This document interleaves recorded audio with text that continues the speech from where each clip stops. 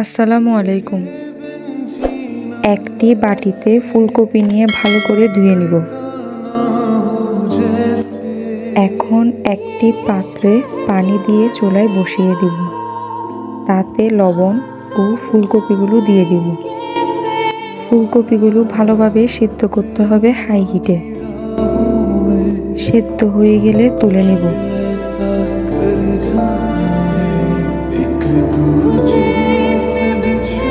এখন সেদ্ধ ফুলকপিগুলোতে হলুদের গুঁড়ো, মরিচের গুঁড়ো, মশলা, চিলি ফ্লেক্স, ধনিয়া পাতা কুচি, স্বাদ মতো লবণ, চাউলের গুঁড়ো এবং ময়দা দিয়ে দিব।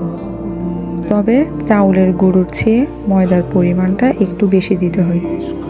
এখন হালকা পানি দিয়ে সবগুলো ভালোভাবে মিক্স করে নেব।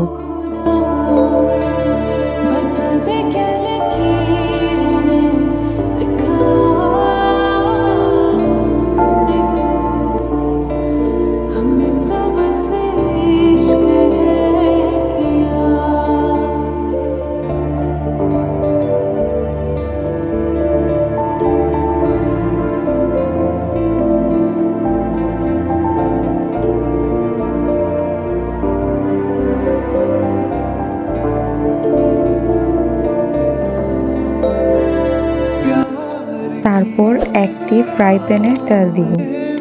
তেল গরম হয়ে এলে একটি একটি করে ফুলকপি তেলে ছেড়ে দিব।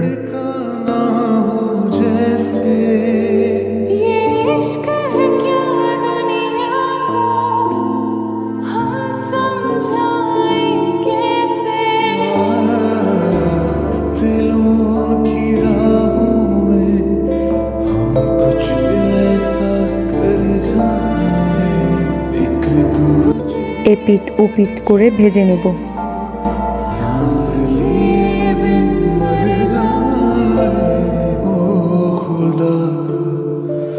बता दे क्या लकीरों में लिखा